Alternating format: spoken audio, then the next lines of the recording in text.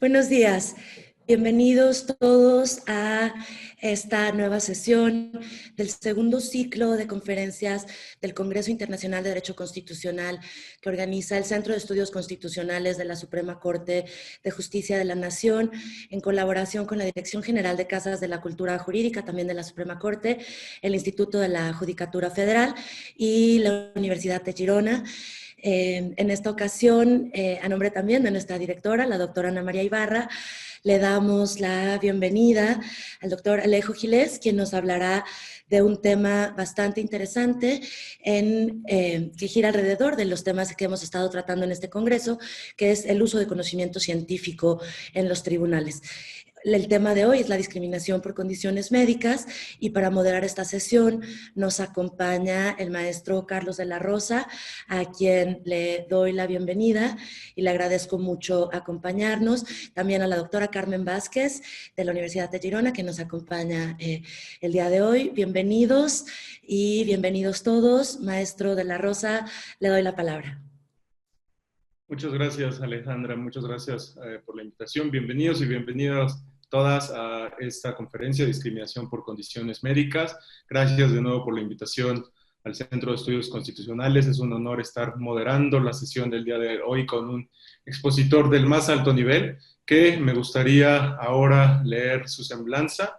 Alejo Giles es doctorando en Filosofía del Derecho en la Universidad de Génova y cuenta con un máster en razonamiento probatorio por la misma Casa de Estudios y la Universidad de Girona. También tiene un máster en argumentación jurídica por la Universidad de Alicante y es abogado por la Facultad de Ciencias Jurídicas y Sociales de la Universidad Nacional de La Plata.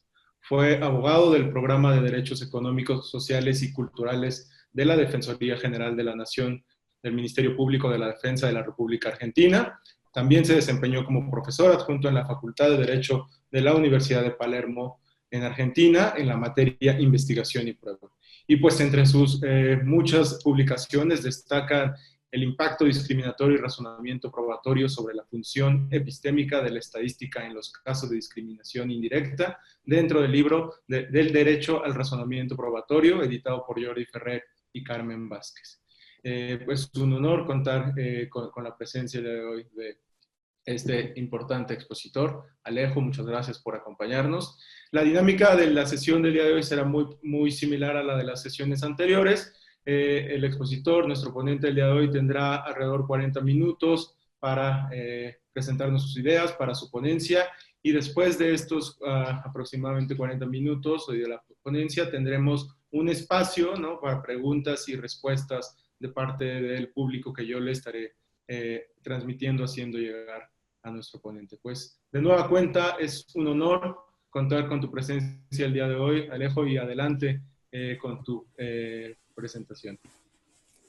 Bueno, Carlos, te agradezco muchísimo la presentación. Quiero agradecer a las instituciones organizadoras de este evento por abrir el espacio para reflexionar acerca de estos temas y por incluirme en la grilla, especialmente a Ana María Ibarra, del Centro de Estudios Constitucionales, a Alejandra Rabasa, con quien estuvimos charlando recién, y a la coordinadora del evento, Carmen Vázquez, quien me ha acercado personalmente la invitación. Sepan, público, quienes están del otro lado de sus computadoras, que para mí es un gran honor participar de este evento y entablar una conversación con ustedes, que son un público muy amplio, muy diverso y muy rico, que cumplen funciones fundamentales en el Estado. Cuando me enteré del número de asistentes dije, esto debe ser un error, evidentemente. Me han pasado el número del streaming de Paul McCartney o algo por el estilo, pero después, ahora conversando con Alejandra, confirmé que no, y lo cual es muy bueno y muy auspicioso ese interés que hay, ese gran interés que hay por estos temas, por el uso del conocimiento científico y su aplicación al derecho constitucional. Es tan importante la cuestión como ha sido descuidada también en la doctrina. Sin embargo, como ustedes saben muy bien, en la práctica son cuestiones dirimentes. Los encuentros anteriores, y si me permiten antes de continuar voy a compartir una presentación. en la que voy a tratar de hacer un poco más ameno lo que viene. En los encuentros anteriores, entonces, hemos estado conversando acerca de distintos aspectos del uso del conocimiento científico en la jurisdicción constitucional, y hemos analizado también que es muy importante, incluso algo descuidado por el constitucionalismo. Yo creo que acerca de este tema se pueden plantear acerca, por lo menos, dos tipos de interrogantes, y quizás muchos más, pero identifico ahora dos, ¿no? Hacer un análisis acerca de cuáles son, en qué aspectos de la trama argumentativa de los casos es relevante el conocimiento científico, y por otro lado, cuáles son las modalidades de su uso, cómo los tribunales pueden recurrir a él. Mi foco en esta charla, en estos minutos que vamos a compartir, está puesto fundamentalmente en la primera parte. Yo quiero conversar un poco acerca de los usos que puede tener la estadística en casos de discriminación, y mi objetivo es muy modesto, es simplemente ubicarlo, ¿no? Ver dónde, en qué aspecto la estadística puede tener alguna utilidad y en qué aspecto no. Para eso voy a analizar dos sentencias de la Suprema Corte de Justicia de México que tratan las cuestiones de discriminación por condiciones médicas.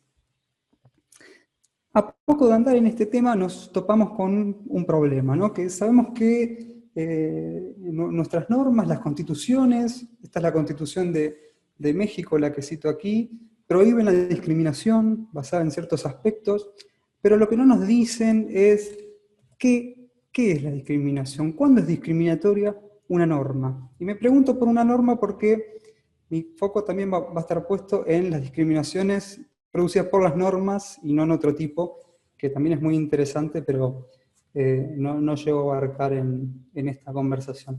¿Cuándo es discriminatoria una norma? Y ahí nos movimos, creo, a un terreno, bueno, un terreno movedizo, un terreno o algún otro sinónimo de algo poco estable, ¿no? Y me ayuda a ilustrar este punto, este diálogo que un colega mexicano me mencionó una vez hablando de esto. Es una entrevista que le han hecho a Chavela Vargas, que ustedes la conocen perfectamente, donde el entrevistador le pregunta, Chavela, ¿usted es mexicana? Y ella dice, sí, soy mexicana. Pero, Chavela, usted nació en Costa Rica, ¿cómo va a ser mexicana? Y ella le responde que los mexicanos nacemos donde nos da la gana. Bueno, detrás de este aparente desencuentro en la conversación hay una pregunta, ¿verdad? ¿Qué significa ser mexicano o mexicana? Y son tipos de preguntas que se dan muy frecuentemente en las conversaciones diarias, y tipos de problemas, ¿no? Que generan desinterpretaciones, ¿no? Entonces uno podría decir, ¿no? En una conversación coloquial, yo entiendo por mexicano o mexicana lo que la Constitución, quien cumple los requisitos que la Constitución y la ley dice para ello.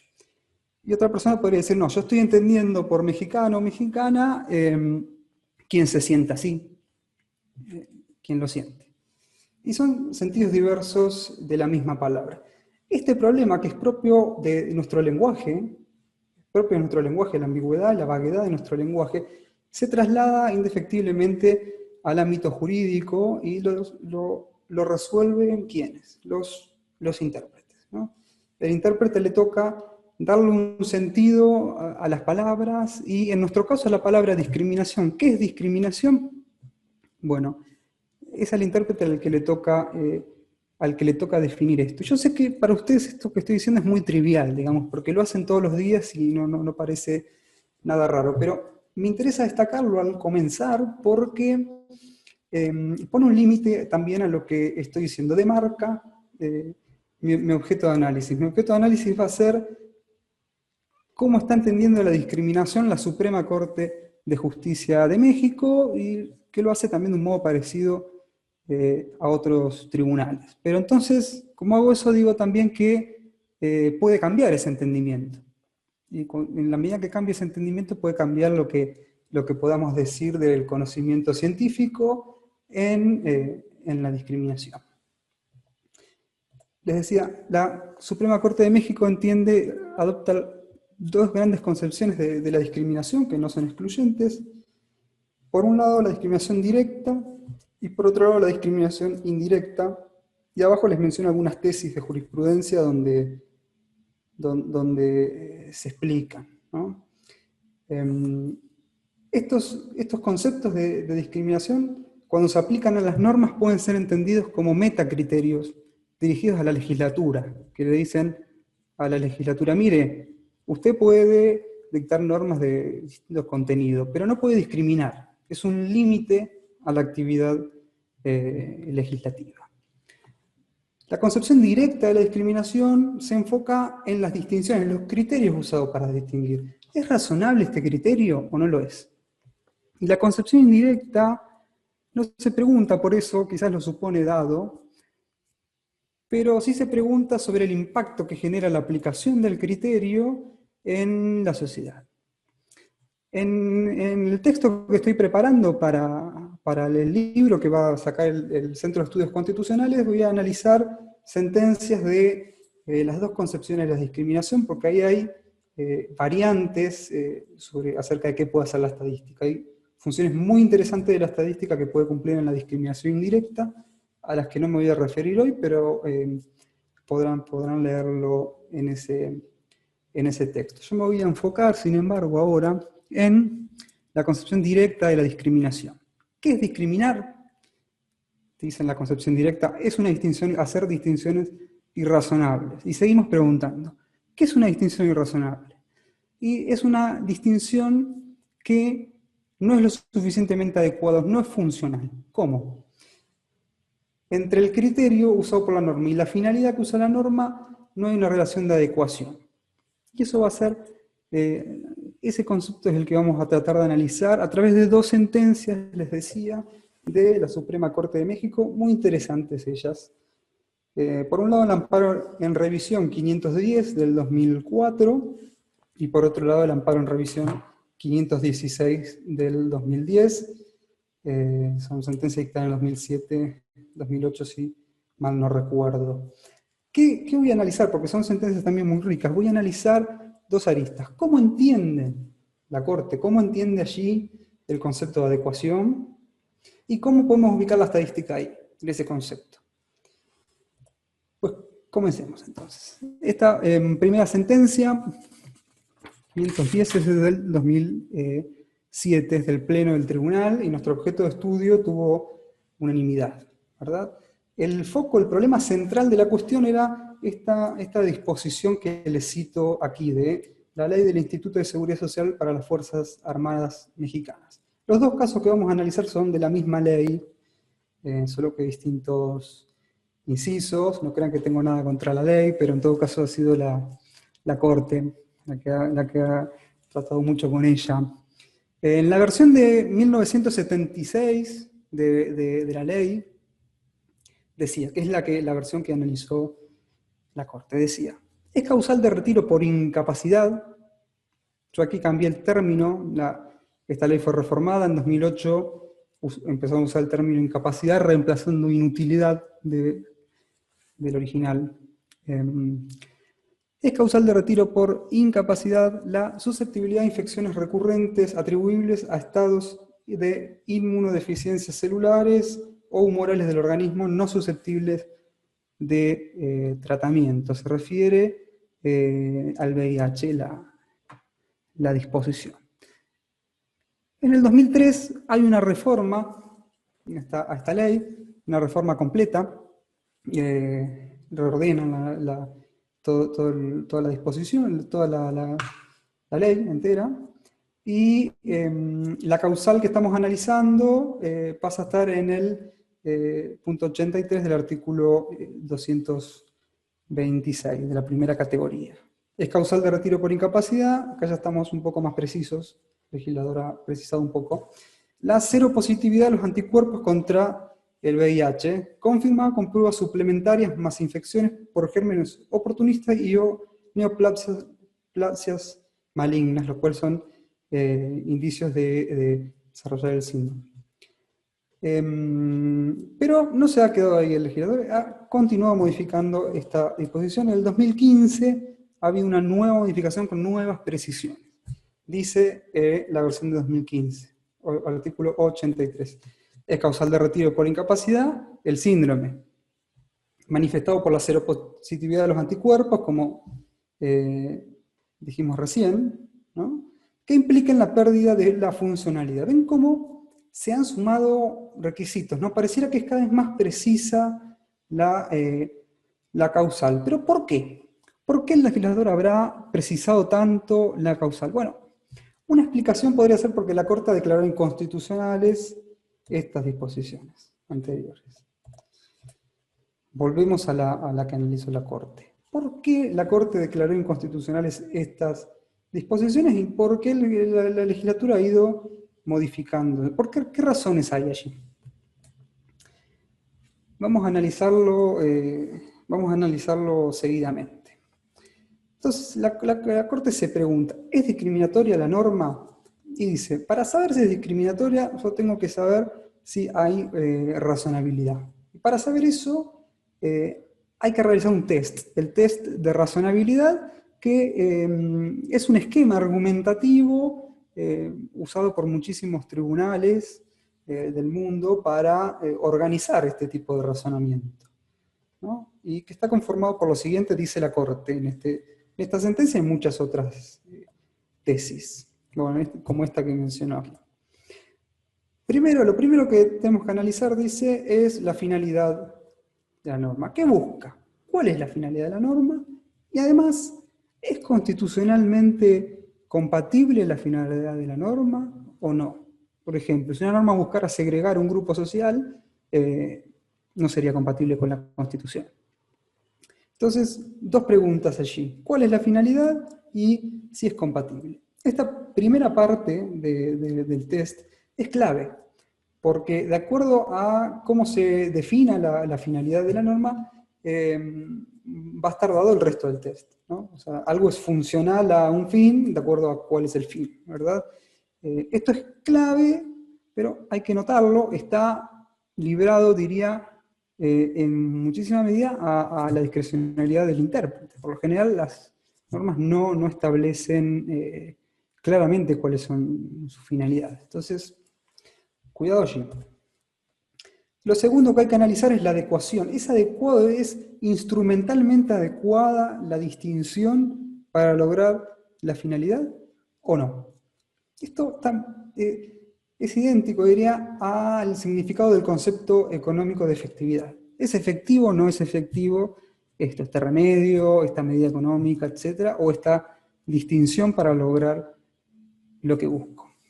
Y por otro lado, en la tesis que cito, la Corte dice hay un requisito más, la proporcionalidad, y ahí menciona estos dos, necesidad y proporcionalidad, stricto sensu, que en general se analizan separados, ¿no? O sea, por un lado, la necesidad, ¿qué es la necesidad?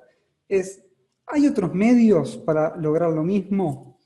¿Tienen el mismo efecto? ¿Hay alguno que lesione menos los derechos a la igualdad? Y la proporcionalidad tiene que ver con el peso de los derechos, el peso, la fórmula del peso, ¿no? ¿Cuánto pesa cada derecho en abstracto si es que la medida ha sido adecuada y necesaria, en abstracto en concreto? Bien. Y a esto le suma la Corte, dice, además, cuando se trata de criterios expresamente prohibidos, ¿no? Toda la Constitución mexicana, en el artículo que cité, mencionaba varios criterios que a priori están prohibidos para utilizar, como las condiciones médicas. Hay que hacer un escrutinio estricto. Hay que analizar con mucho rigor la finalidad, la adecuación, la necesidad, etc. Como ven, acá hay juicios de distintos tipos. Voy a usar el puntero un poco, ¿verdad? Hay dos tipos de juicio, creo acá. Juicios morales, o fundamentalmente morales, como el de finalidad y el de proporcionalidad, y hay juicios que son fundamentalmente instrumentales, como el de adecuación y el de necesidad, que lo que vale ahí es cuáles son las consecuencias de una norma, y eso en cierta medida podría ser corroborado fácticamente. Me voy a interesar entonces en fundamentalmente en el juicio de adecuación, pero lo que digo también en cierta medida podría ser aplicable al de necesidad. ¿Y qué dijo la Corte acá? Bueno, la finalidad, sí, hay una finalidad constitucionalmente legítima, que es garantizar la eficacia de las Fuerzas Armadas y es garantizar la protección de sus miembros y de terceros, ¿verdad? Esa es la finalidad de las normas que establecen causales de retiro por incapacidad, ¿no? Esto supone que, dice también la Corte, que la causal de retiro, si la finalidad es garantizar la eficacia de las Fuerzas Armadas, la causal tiene que ver con la capacidad de trabajo de la persona, ¿verdad? O sea, se concretiza un poco y dice, dentro de la eficacia aplicada a los recursos humanos, lo que garantiza la eficacia de las fuerzas en los recursos humanos es su capacidad de trabajo, deben poder trabajar correctamente las labores que le toca. ¿Pero es adecuada? No, dice la Corte. No es adecuada. Y acá presten atención porque este argumento va a ser muy importante para el análisis que hagamos en breve. La Corte dice que, claro, ha conocido, ¿no? Ha contado con información científica que le indica que las personas que tienen la condición médica que se da la norma pueden tener periodos de vida larguísimos, absolutamente normales. Y además hay informes, también contó con informes científicos que le indicaban que no había relación entre el VIH y la falta de capacidad laboral. O sea, era indiferente. Entonces la Corte, ¿qué dice? Y fundamentalmente, dice, tener el virus, ¿sí?, no lleva necesariamente a la incapacidad. No lleva automáticamente o mecánicamente a tener una incapacidad. Por lo tanto, la norma no es adecuada para sus fines y por lo tanto es inconstitucional. Y además agrega, luego, tampoco es necesaria, porque suponiendo que hubiera algún problema, podrían haber trasladado a la persona, ¿verdad?, a otro sector donde ese problema no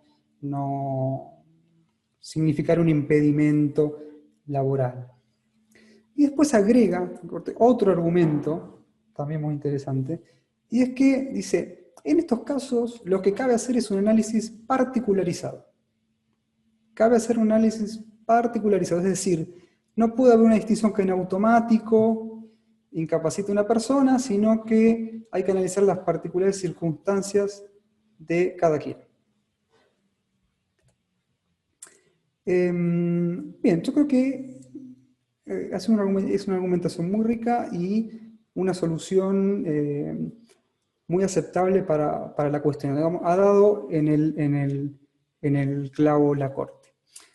Pero podríamos preguntarnos acá, ¿y qué tiene que ver la estadística acá? ¿Qué función, tiene alguna función la estadística acá? Hasta ahora parecería que no. Yo creo que depende mucho de cómo interpretemos lo que ha dicho la Corte sobre la adecuación. Y hay al menos dos interpretaciones posibles.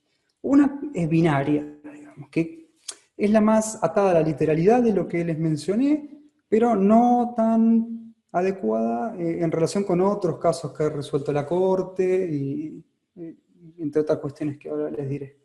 La interpretación binaria entonces dice que no hay adecuación cuando no en todas las instancias, no todas las instancias de un criterio están justificadas por sus fines. Es decir, puede haber excepciones. Hay casos donde se aplica la norma y no está justificado por la finalidad. Yo creo que esta interpretación es problemática. Es problemática porque tiene un problema clave, que es que no se puede universalizar. Es decir, todas las normas tienen esta característica de que a veces pueden tener excepciones. Entonces, si nosotros universalizamos el criterio, se lo aplicaríamos a casi todas las normas, con las reglas de conducta, al menos. Pero detengámonos un poquito más en esto, permítanme explicarlo un poco más. las reglas de conducta las podemos estructurar con una estructura condicional, ¿verdad? Las podemos analizar como si fuera una estructura condicional, en la cual a ciertas propiedades genéricas, ¿no? El antecedente de la norma, corresponde aplicar cierta consecuencia, ¿no? A través de moduladores de óntimos, ¿no? Obligatorio, prohibido, permitido. Entonces, a ciertas circunstancias de la vida se aplica cierta consecuencia. Dijimos también que podemos hablar de las finalidades de las normas, ¿no? Que toda norma tiene alguna finalidad. Cuando prohibimos, por ejemplo, entrar a los perros a los restaurantes, estamos buscando algo. Por ejemplo, que no haya molestias a los comensales, ¿verdad? Ahora, dije recién también que los antecedentes se conforman por propiedades genéricas, ¿no? Hecho genérico, matar, ¿no? Por ejemplo.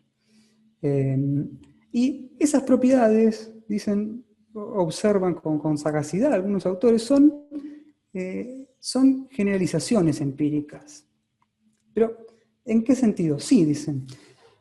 Los legisladores las seleccionan porque entienden que en general van a estar vinculadas con la finalidad que busca la norma. En general, que van a estar, dicen, van a ser causalmente relevantes para la finalidad de la norma. ¿Qué quiere decir esto? ¿Quiere decir que siempre van a ser relevantes para la finalidad de la norma, que universalmente lo van a hacer? No. Las propiedades que usan las normas no pueden garantizar eso, por las propias características de nuestro lenguaje, ¿no? Siempre podemos imaginar, aunque actualmente no concibamos un caso en el cual se aplique la norma y no sea consecuente con su finalidad, siempre podemos imaginar que aparezca un nuevo caso en el cual que sea excepcional, que tenga alguna propiedad que la quite de esa vinculación de causalidad, ¿no? Por ejemplo, uno dice, bueno, los animales no pueden entrar a los restaurantes. Bueno, puede ser que haya algún animal muy adiestrado que no genere ningún problema, ¿verdad? Una excepción. Los autos no pueden andar, no pueden exceder de cierta velocidad. Bueno, puede ser que algún auto esté llevando a alguien herido, una urgencia en la cual, entonces diríamos, bueno, esto es una excepción, ¿no? A la propiedad auto circulando se agrega otra propiedad que es urgencia y cambia, digamos, la ecuación. Podemos llamarla. Entonces, esta relación, dicen, no es de universalidad, sino de probabilidad. Una norma, se eligen, las propiedades se eligen, y cuando están bien elegidas, llevan con alta probabilidad a cumplir el fin, ¿no? Que el caso que tiene esa propiedad, probablemente, con mucha probabilidad, permitirá cumplir el fin de la norma. Y acá ya estamos viendo algún ruido con esta interpretación binaria que les mencionaba hoy.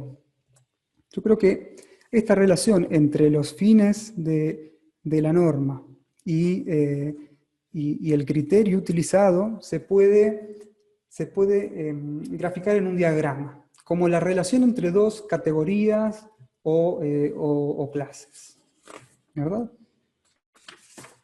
En esta relación, entonces, dije, relación entre dos categorías o clases, ¿qué conforma una categoría? Bueno, es un conjunto de individuos que detentan una misma propiedad. En este caso vamos a relacionar la categoría o clase de individuos que cumplen con el criterio de distinción usado en la norma y la categoría o clase de individuos que cumplen con la propiedad asociada a la finalidad de la norma. Y acá hablo un paréntesis, porque diré algo de esto más adelante. ¿Verdad? Dije, podemos hacer una relación entre estas dos clases. ¿Cómo una relación? Bueno, podemos analizar la intersección entre las dos clases. Va a estar justificado un criterio en todos los casos en donde sus aplicaciones, sus casos individuales también cumplan con el criterio, también detenten la propiedad relacionada con la finalidad de la norma. Esto, claro, nos permite ver una cosa, ¿no? Que como hay una zona de intersección, también hay una zona de diferencia en la cual el criterio, los individuos que cumplen con el criterio de la norma no cumplen a la vez con el criterio vinculado con la finalidad. Y eso es lo que se llama sobreinclusión. Hay casos de cuando decimos que hay un caso de sobreinclusión, estamos diciendo que hay supuestos donde se le aplica el criterio, pero no está justificado por la finalidad, ¿verdad?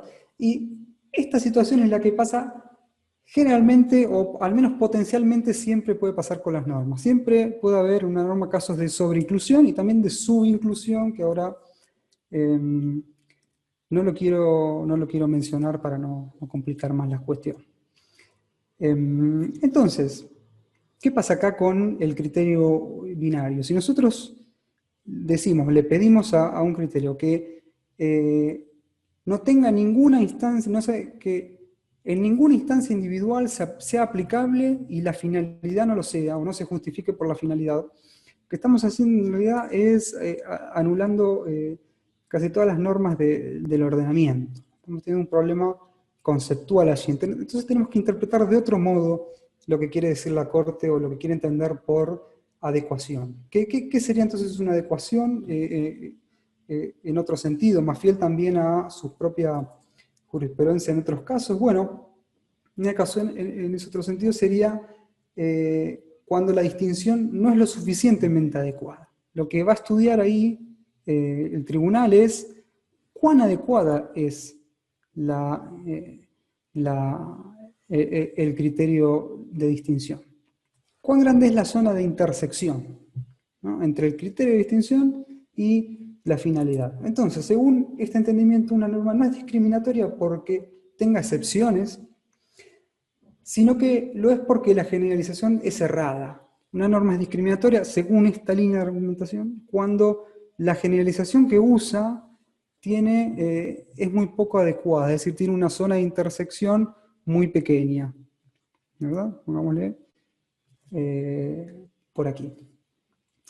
Y eso es lo que sucedería en el caso que tenía que analizar la Corte. La Corte tenía informes que le decían que el VIH es irrelevante, o sea, hay una zona de intersección mínima entre el criterio y la finalidad, ¿no?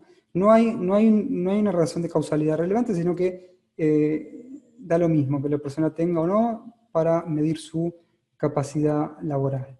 Y acá aparece en el foco la estadística. ¿En qué nos puede servir la estadística? Bueno, la estadística en este punto nos puede servir para analizar cuán grande es la zona de intersección entre el criterio usado por la norma y su finalidad, ¿no? Y esto está muy vinculado a lo que hablaba en una sesión pasada Rachel Herdy sobre los hechos legislativos. Bueno, si lo entendí bien, este sería analizar la generalización utilizada por la norma, sería un hecho legislativo en el sentido que ella ha utilizado. Bien, otro punto que me interesa analizar de esta sentencia, o vinculado con esta sentencia, pero la sentencia no lo menciona, es la cuestión de la traducción de los fines, ¿verdad? Los análisis de razonabilidad creo que generalmente se hacen como una conjetura, ¿no? Yo entiendo que, creo que esto es adecuado, según mi parecer, etc. Pero, ¿se puede hacer más preciso? Sí, con la estadística, que ha sido la disciplina desarrollada para lograr precisión en estas cuestiones empíricas. Pero para eso, para utilizarla, no siempre es necesario utilizarla en estos casos, pero si queremos usar la estadística para resolver estas cuestiones, el intérprete tiene que dar un paso más y tiene que hacer una traducción de los fines. El único modo de comparar, como decía recién, el criterio usado por la norma y la finalidad es traducir la finalidad en algún criterio o en alguna propiedad que sea conocible y comparable, ¿verdad? Esto es algo que sea medible. Esto es algo, puede sonar raro, pero es algo que se hace mucho en las ciencias sociales, por ejemplo. Cuando en la ciencia política se quiere medir la calidad democrática, bueno, uno no sale a mirar calidad democrática por la calle, a ver la sensación de calidad democrática. Lo que suelen hacer es lo que llaman concretizar el concepto en indicadores más precisos. Bueno, ¿tienen elecciones? Sí. ¿Han removido a todos los jueces? No, bueno, bien. ¿Están presos todos los opositores? No, bueno, bien. Cuestiones así, digamos, distintas cuestiones que pueden ser medidas y comparables con otros países. Lo mismo es preciso hacer si queremos usar la estadística para medir la adecuación. Por ejemplo, cuando en la calle, en la autopista, ¿no? Cuando uno maneja, para la policía quiere saber si uno puede manejar y le piden el carnet de conducir. El carnet de conducir es un indicador de que uno sabe manejar y está habilitado para manejar, pero es sobreinclusivo y subinclusivo a la vez. Uno puede tener el carnet y no saber manejar, o puede tenerlo, o no puede no tenerlo y saber, etc. Tener el carnet es un indicador de saber manejar, y saber manejar es una concretización, se quiere, de un fin de las normas de tránsito, que es garantizar la seguridad vial y la seguridad de los peatones, evitar los daños, etcétera, etcétera, etcétera. Entonces, esta es una tarea del intérprete para utilizar la estadística, traducir los fines correctamente.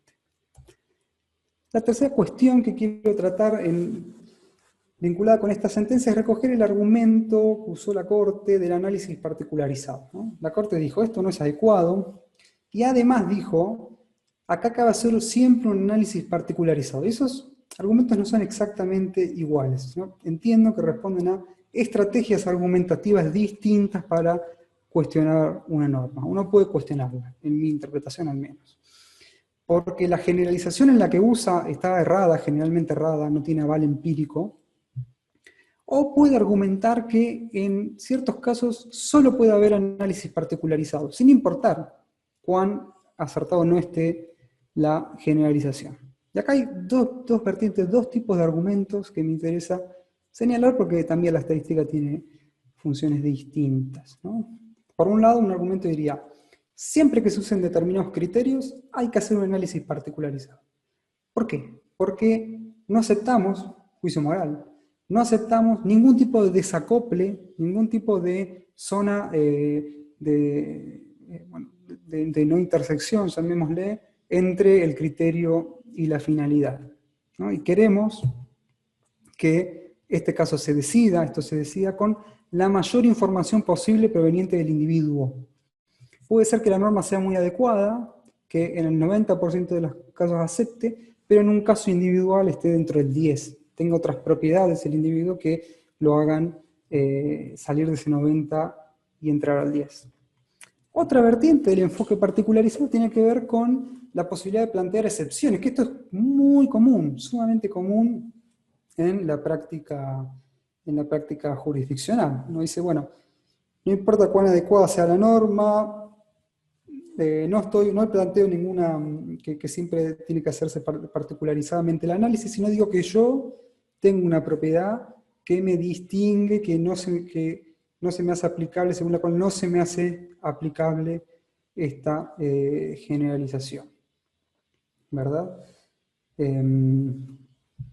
Y esto, bueno, esto les decía es muy común dentro de la práctica jurisdiccional. Pero también tiene algunas objeciones, en las que no me voy a detener, pero las quiero al menos nombrar, ¿no? Por un lugar, alguno diría, bueno, hay que sopesar además otros valores, ¿no? La legislatura decide resolver estas cuestiones con criterios generales porque también quiere disminuir la discrecionalidad, también quiere reducir los costos administrativos de evaluar individualmente a cada persona, también quiere lograr rapidez. Hay que sopesar.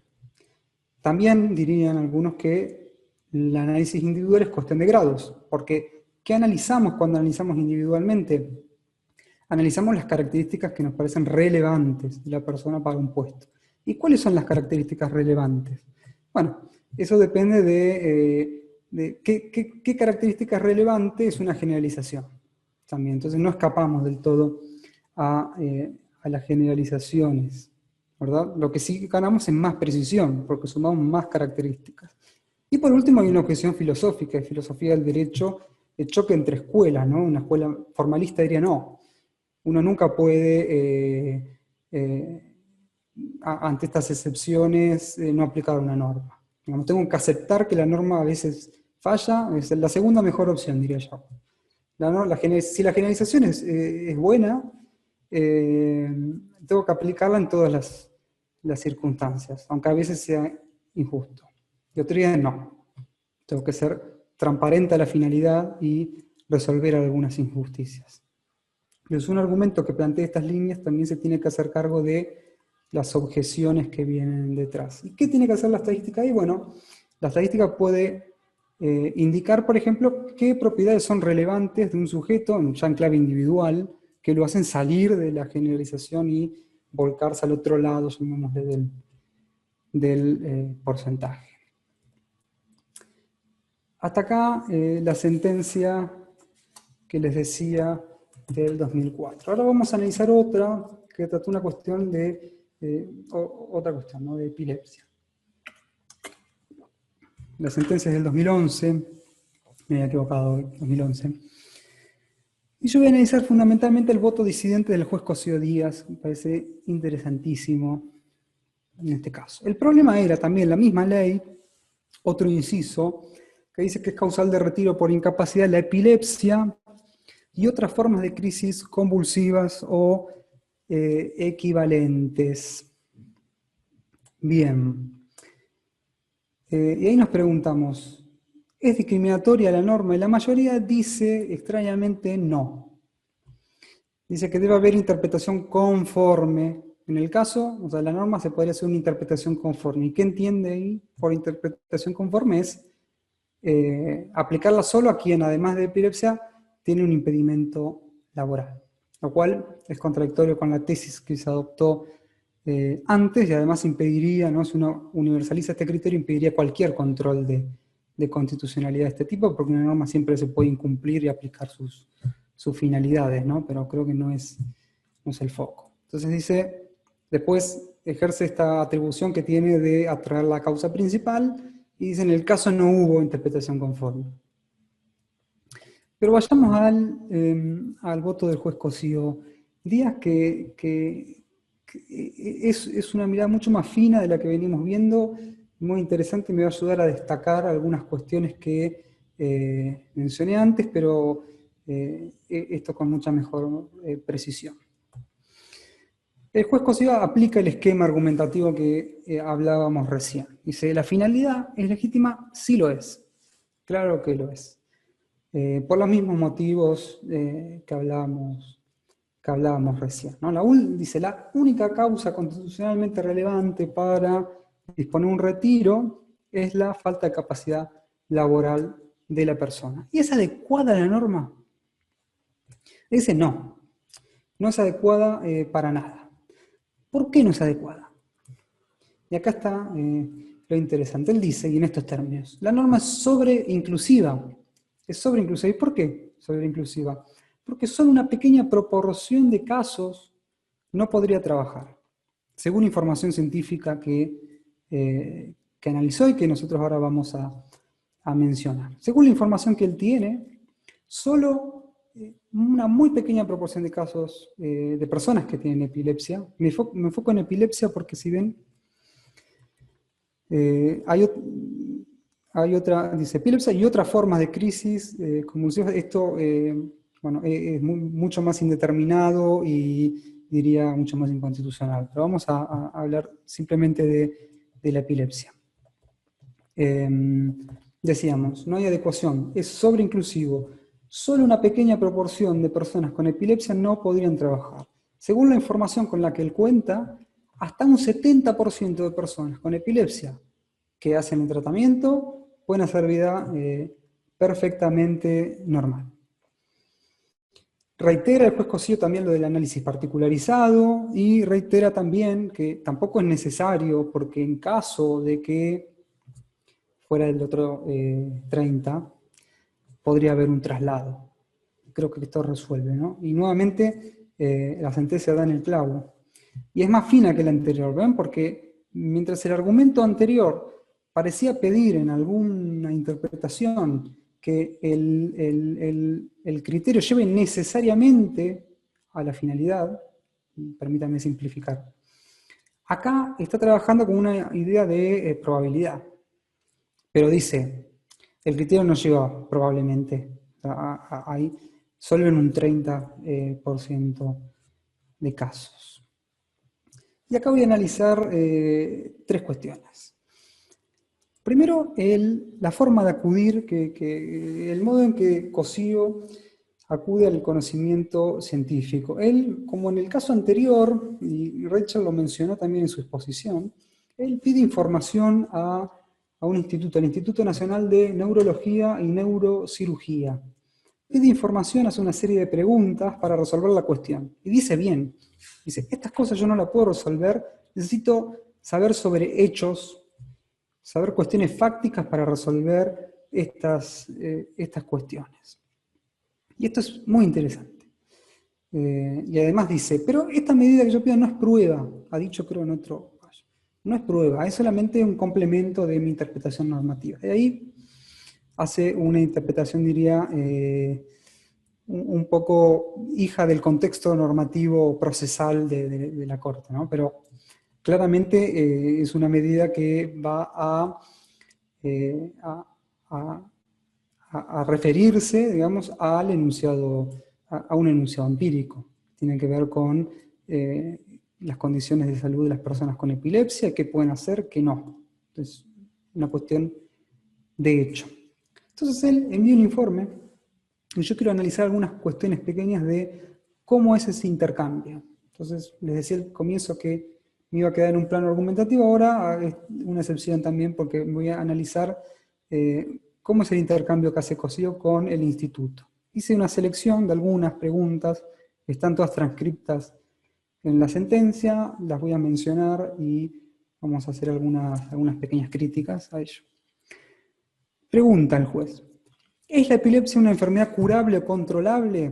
Fíjense, clave, ¿no? Si no lo fuera, sería adecuada. Y le responden sí, algunas epilepsias se curan o remiten con la edad y otras se curan con cirugía, mientras que el 60 o 70% se controlan con fármacos antiepilépticos. Yo diría, ¿el 60 o 70 de qué? ¿De las que no se curaron de otras maneras o de todas? Esto es importante para saber cuál es el alcance, digamos, dentro del círculo de personas con epilepsia, cuántas tienen problemas para trabajar y cuántas no. Después, ¿cuál es el tratamiento integral en el paciente con epilepsia? El tratamiento consiste en la toma diaria de medicamentos que influyen en el metabolismo neuronal para evitar las crisis epilépticas. Y con el tratamiento puede lograrse la desaparición y el óptimo control hasta en el 70% de los pacientes. Entre 60 y 70 antes, ahora hasta el 70% pueden lograr un óptimo control. ¿Cuál es la efectividad de la terapia? Con medidas farmacológicas generales, del 60 al 70% de los pacientes con epilepsia están libres de cualquier tipo de crisis. 60 o 70 de todos o de los que no se curaron de otras maneras. ¿Existen limitaciones en el tipo de trabajo que puede desempeñar? Pregunta fundamental y perfectamente hecha por el juez, que es la que define el caso. ¿Hay limitaciones al tipo de trabajo cuando no recibe tratamiento médico? ¿Y cuando lo recibe? Bueno, dice el informe. Esto es textual como está en la sentencia, solo que un poco recortado. Dice, la mayoría de las personas con epilepsia que mantienen un control aceptable de crisis con tratamiento médico, o sea, 70 hasta 70, deben considerarse aptas para el desempeño de todo tipo de tareas laborales, con excepción de algunas específicas. Entiendo ahí que quiere decir que no son susceptibles de tener crisis epilépticas, por lo tanto no tienen problemas para trabajar en los trabajos en los cuales eso es un problema. Pero con excepción de algunas, dice. O sea, el 70% es apto para casi todo tipo de tareas laborales, con excepción de algunas. O sea, el 70% podría no ser apto para algunas tareas. Y existen criterios que identifiquen ciertos trabajos o actividades de riesgo clave también. Estamos hablando de una fuerza armada, ¿verdad? Y dice acá, un grupo de expertos en epilepsia ha realizado una serie de recomendaciones en el aspecto laboral. Se debe considerar primero, bueno, un documento extendido por médico neurólogo. Conozco la historia clínica, tipo de crisis, situación individual. Segunda situación, el tipo de profesión, claro, donde no se exponga a riesgo profesional.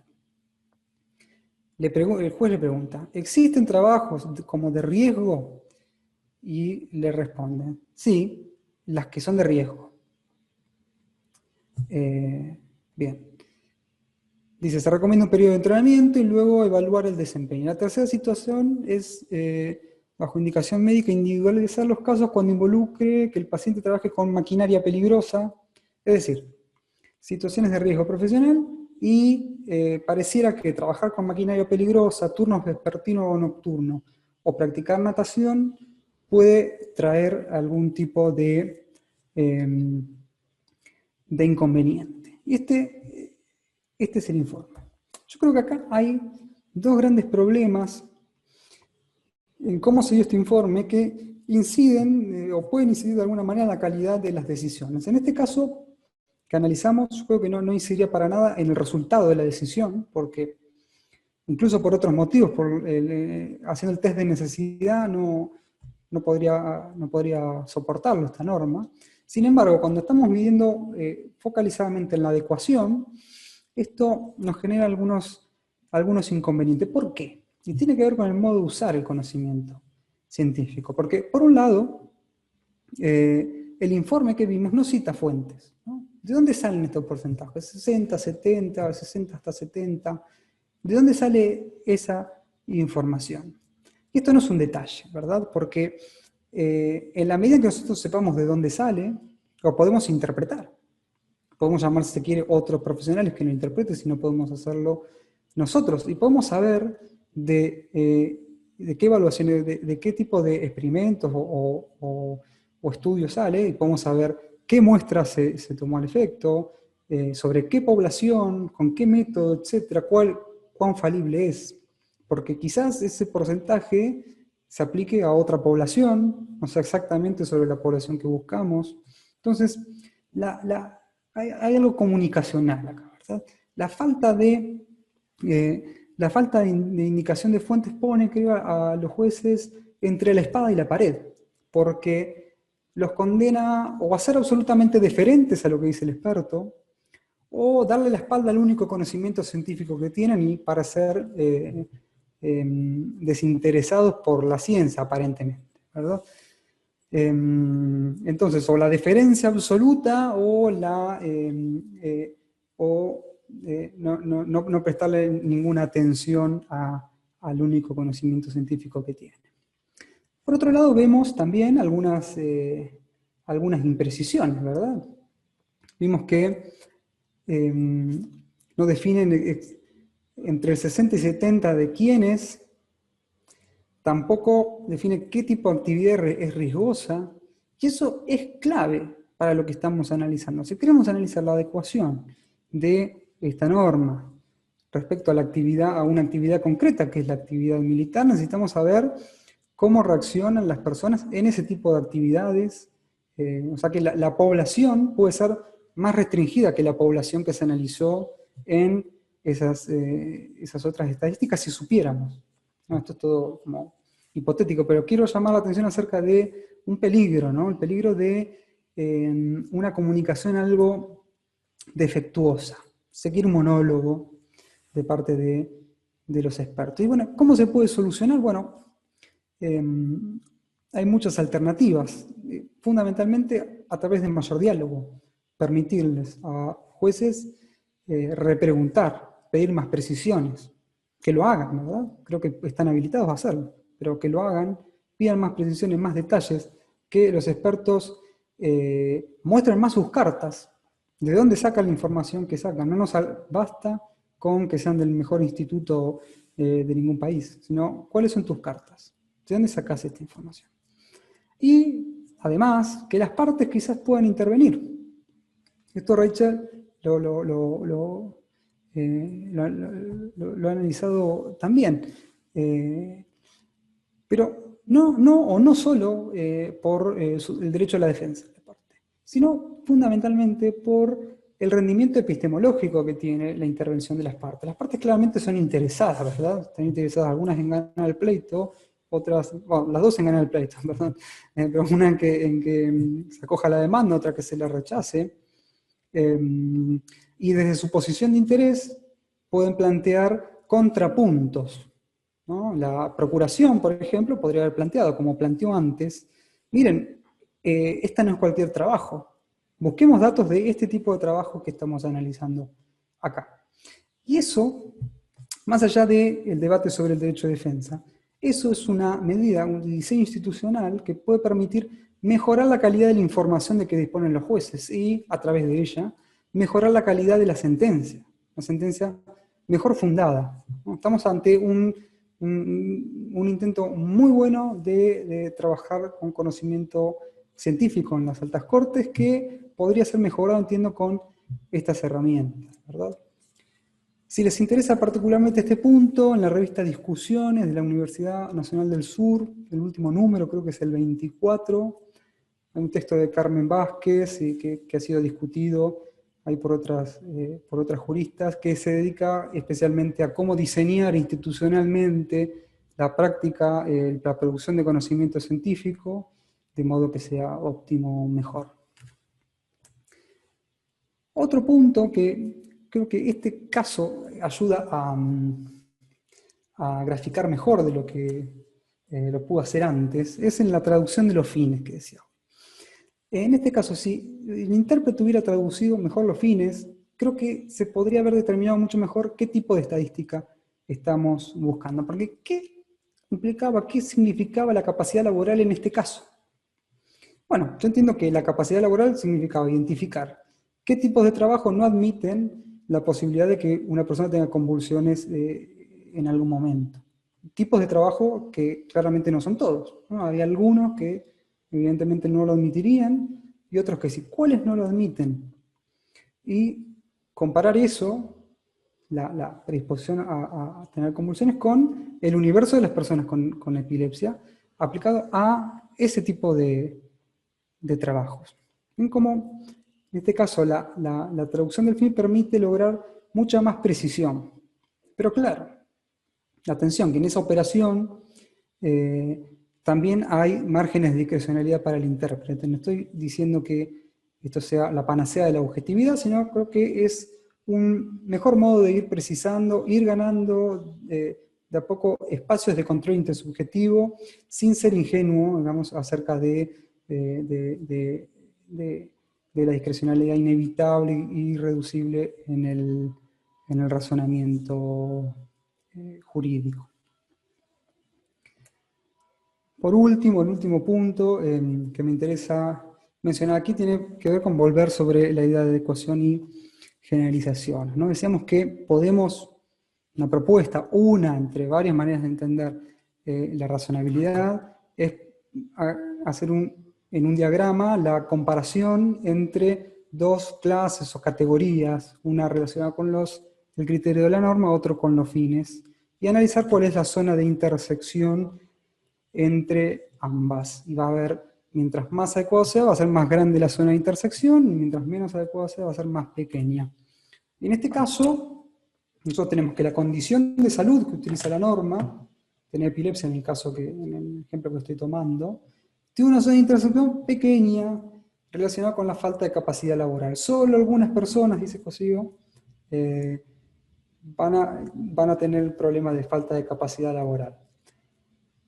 Ahora, este es un caso claro de sobreinclusión.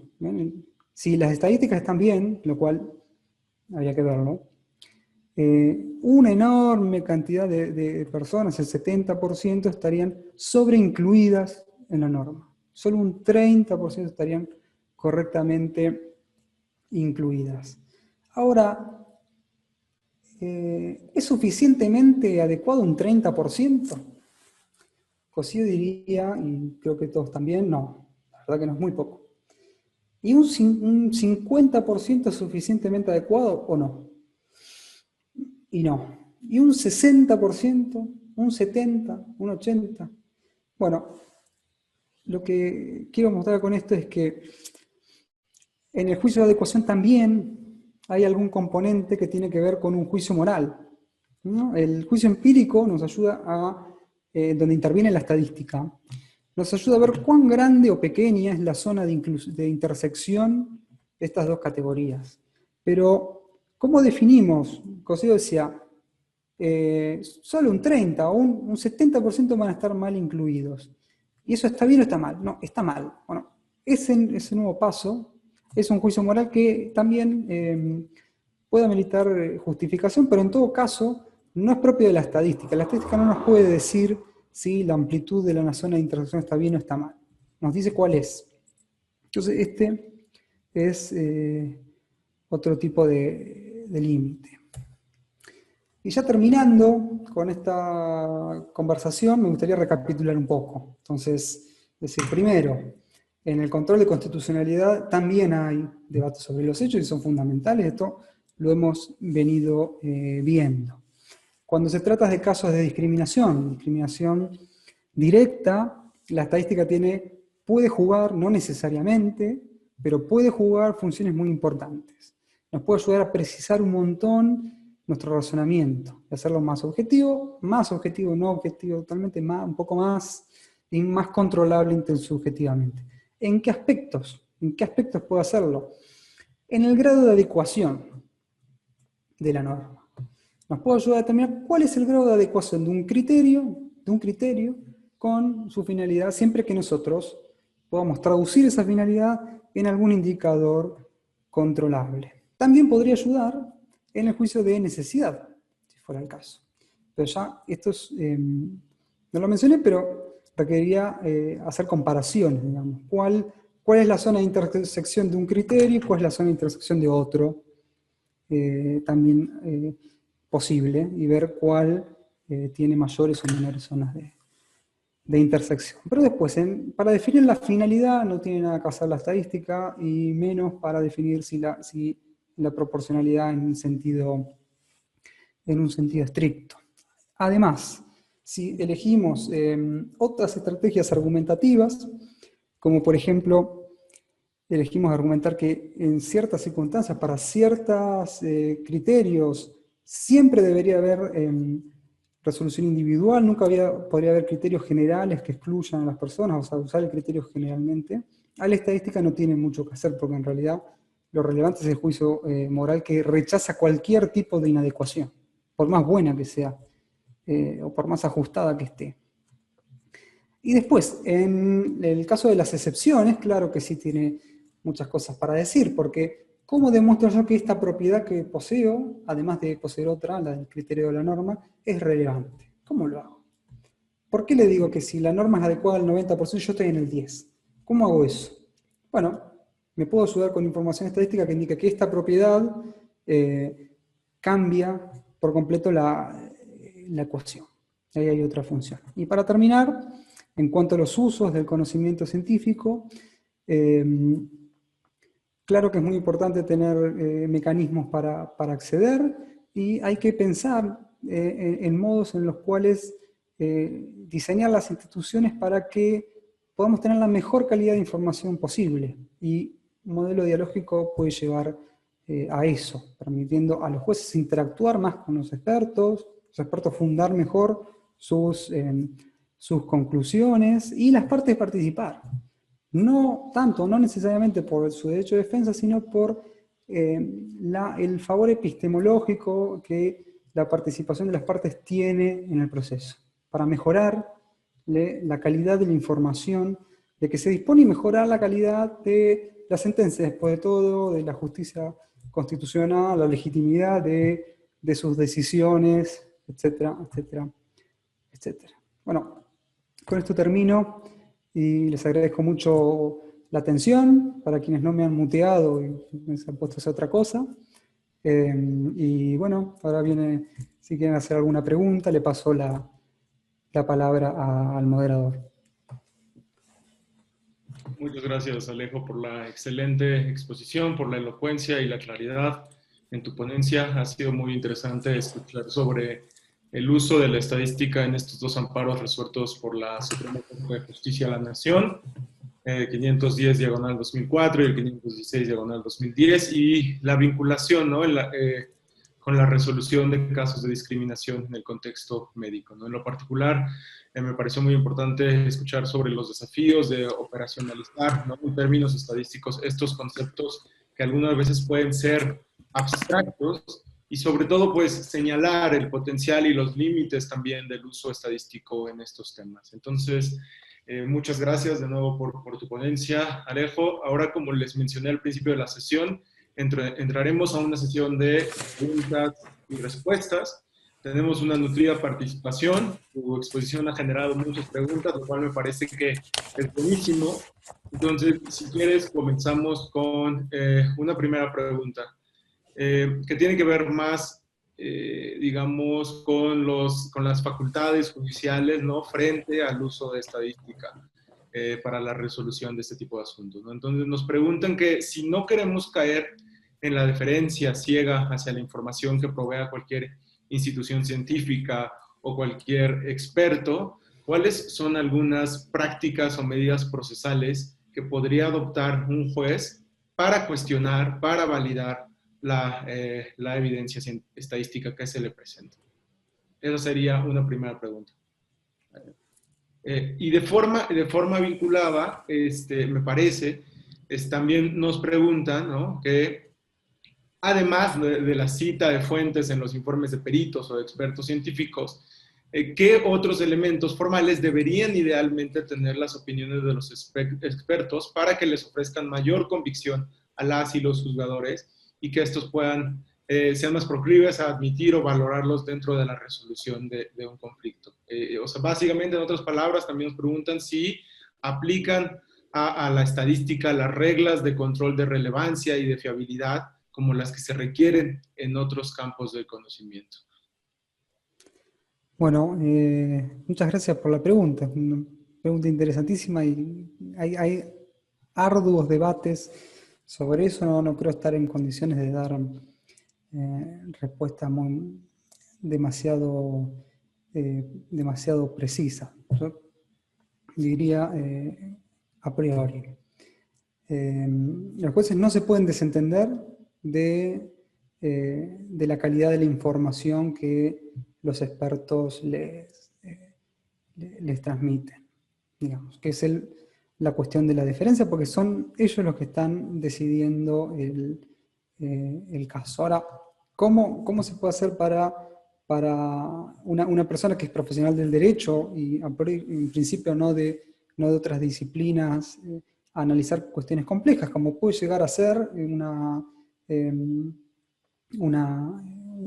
prueba, ¿no?, que está expresada estadísticamente? Bueno, hay distintas maneras. Creo que el texto de Carmen propone algunas, ¿no?, un modelo como educacional, en el cual los jueces, por un lado, y creo que este tipo de iniciativas puede ayudar a eso, vayan conociendo algunos rudimentos básicos de la materia, pero igual no se les podría exigir que sea un estadístico, ¿no?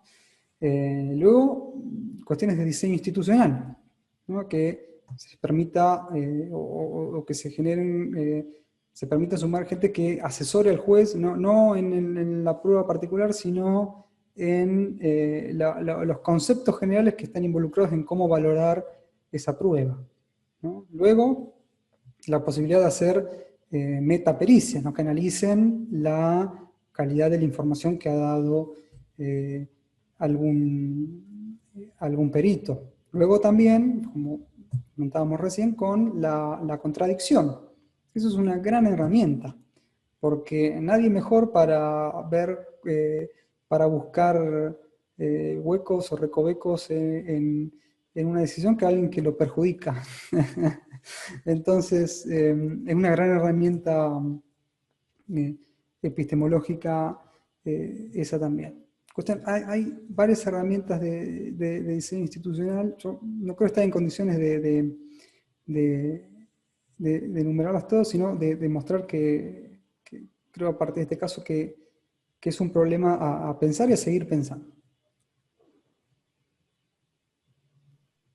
Muy bien, muchas gracias, Alejo. Tenemos algunas otras preguntas. Si quieres, te planteo ahorita dos preguntas más.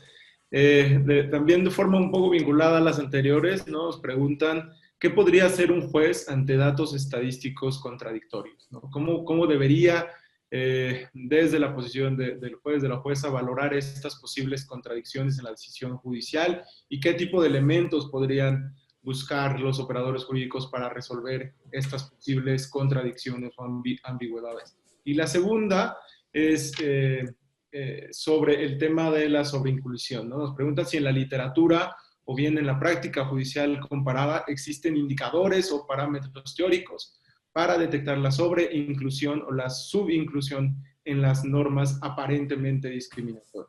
Adelante, Alejo. Perfecto. Bueno, bueno, es un problema también el de los datos encontrados o contrarios. Yo diría que el modo, y con esto no estoy tampoco dando demasiadas respuestas, pero el modo es poner la lupa sobre de dónde vienen esos datos, ¿no? Cómo se hizo el estudio, ¿no? ¿Qué muestra se tomó? Sobre qué población se pretende representar esa información y ver, porque quizás las conclusiones estén sobreestimadas, ¿no? Y una conclusión que pueda ser solo aplicable a un tipo de población se pretende aplicable a una población más grande. Entonces, ante contradicciones hay que poner una lupa en la metodología que se aplicó para obtener esa información. Hay que ir como a las raíces, diría. Y sobre la subinclusión, sí, no sé si entendí bien, pero diría, es un problema que se presenta en toda norma. Por lo tanto, que se presenta o actualmente o al menos potencialmente por la vaguedad del lenguaje que usamos y fundamentalmente por su textura abierta. Siempre podemos esperar que en alguna situación, que surja en algún momento algún supuesto individual en el cual la norma no sea claramente aplicable, ¿verdad? O sea, uno dice, bueno, en la vereda, en la acera, no pueden transitar autos. Y bueno, y estas, ¿cómo se llaman? Bueno, estos móviles nuevos que son tipo patinetas, que son un auto, ¿no? Son electrónicos, va muy fuerte. Y esto surgió ahora, digamos, la norma viene de mucho antes y esto es un problema que surgió ahora. Por lo tanto, diría que teóricamente se puede asumir que toda norma va a ser sobre o subinclusiva. ¿Y cómo se puede detectar en un caso individual? Bueno, yo creo que se lo puede hacer a través de la estadística, pero para eso hay que lograr traducir los fines de la norma en alguna propiedad comparable y lograr esa comparación, ¿no? Y obtener, a ver, qué proporción de personas que tienen esta característica, esta propiedad, pues, tienen epilepsia, no pueden trabajar. 30%. Entonces estamos hablando de un 70% de sobreinclusión. En ese punto la estadística tiene mucho que aportar con todas las salvedades que acabo de hacer. Muy bien, muchas gracias, Alejo. También nos preguntan si puedes ahondar en cómo se relaciona el uso de estadística con la prueba de discriminación cuando sirve para destacar la posición particular de un sujeto que lo diferencia de la colectividad. Adelante. Sí, bueno, puedo arrancar con un chiste, ¿no? De un chiste académico, no tan divertido, digamos, ¿no? Un profesor cuando quería explicar el tema que se llama de las clases de referencia, o sea, cómo puede cambiar las proporciones, o sea, la estadística, de acuerdo a si yo evalúo una propiedad o evalúo otra conjuntamente. Decía, bueno, la mayoría de los texanos, gente de Texas, son ricos. Y la mayoría de los filósofos del derecho son pobres. ¿Y qué pasa con los filósofos del derecho texanos? ¿Son ricos o son pobres? Bueno, creo que en el caso individual la estadística puede ayudar a detectar o a justificar por qué yo estoy diciendo que tengo una propiedad que me quita del porcentaje que la generalización de la norma establece, ¿no? Supongamos que, invertamos el ejemplo, supongamos que hay estadísticas que indican que el 80% de la gente que tiene epilepsia no lo puede controlar, ¿no? Lo cual sabemos que es falso, pero permítanme suponer eso. Y el 20%, ahora supongamos que son 90%, 95%. Hay un 5% que sí lo puede controlar. Y entonces se presenta la persona y dice, bueno, puede ser que este criterio sea adecuado en general, que se aplica al 95% de las personas que, como yo, tiene epilepsia, pero yo además tengo otra propiedad que me coloca dentro del 5%. Supongamos, esto es pura suposición porque no conozco demasiado del tema, pero supongamos que hacer deporte, comer bien, etcétera, sea más propenso a controlar, ayude a controlar la enfermedad. Yo digo, bueno, está bien, tengo epilepsia, pero también hago deporte, como bien, etcétera, etcétera, etcétera, que son todos factores que me permiten en un 70% controlar esta enfermedad. Por lo tanto, a mí no se me aplica, pese a que en general se puede aplicar a mí, por mis circunstancias particulares no se me aplica. Esa sería la idea. Muy bien, muchas gracias, Alejo. Tenemos aquí otra pregunta. Nos plantean si la importancia de los enfoques particularizados de estos análisis impedirían, por ejemplo, realizar un test de razonabilidad en el control abstracto de constitucionalidad.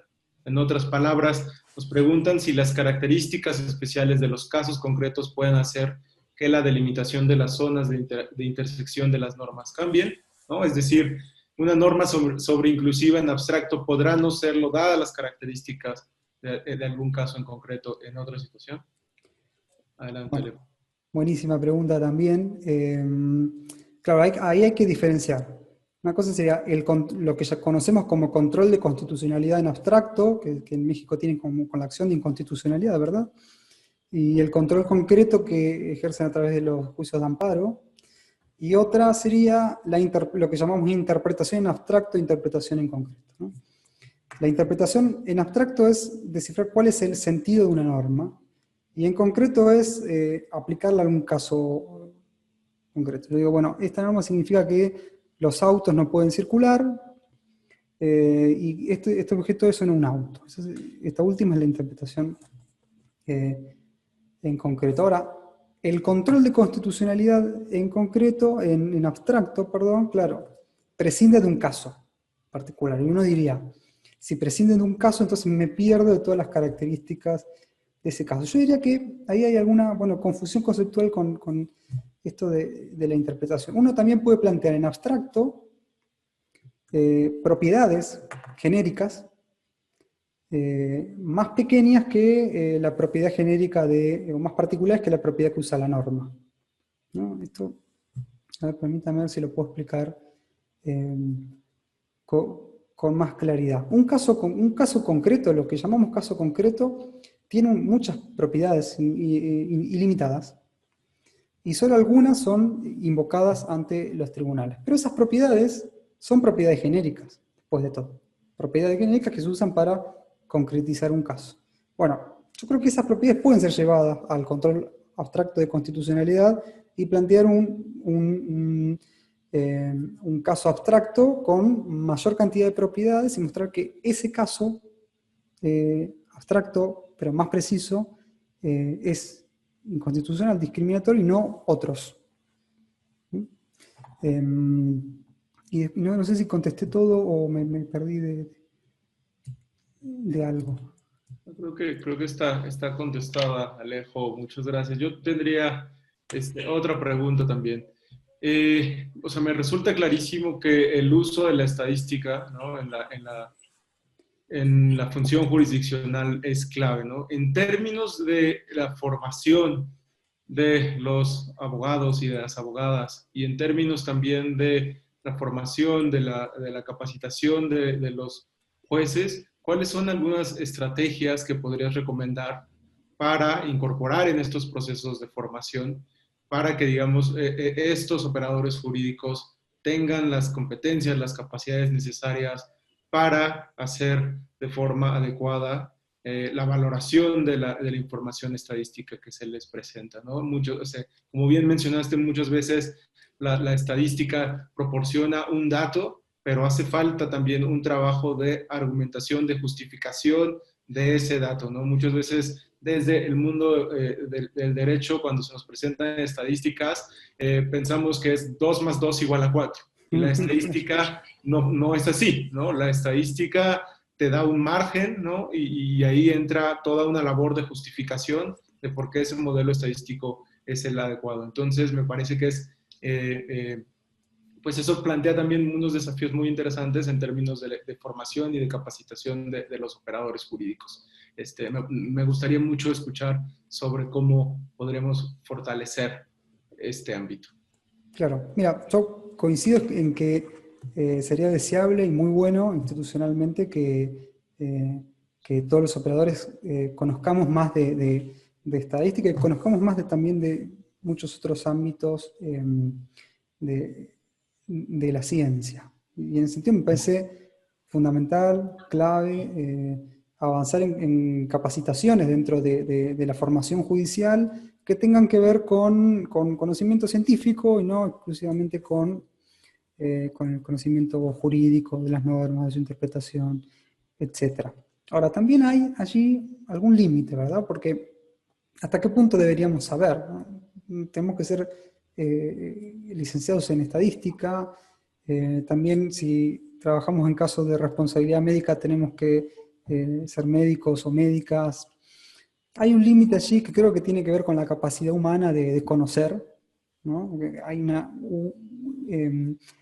enorme variedad de ámbitos del conocimiento que no sería posible para nosotros abarcar. Por lo tanto, el nivel de diseño institucional debería jugar con los dos factores, ¿no? Que jueces puedan saber cosas básicas, fundamentales de la estadística para interpretar, para entender lo que le dicen los expertos, para entender también en qué medida los expertos, de qué van las discusiones entre ellos.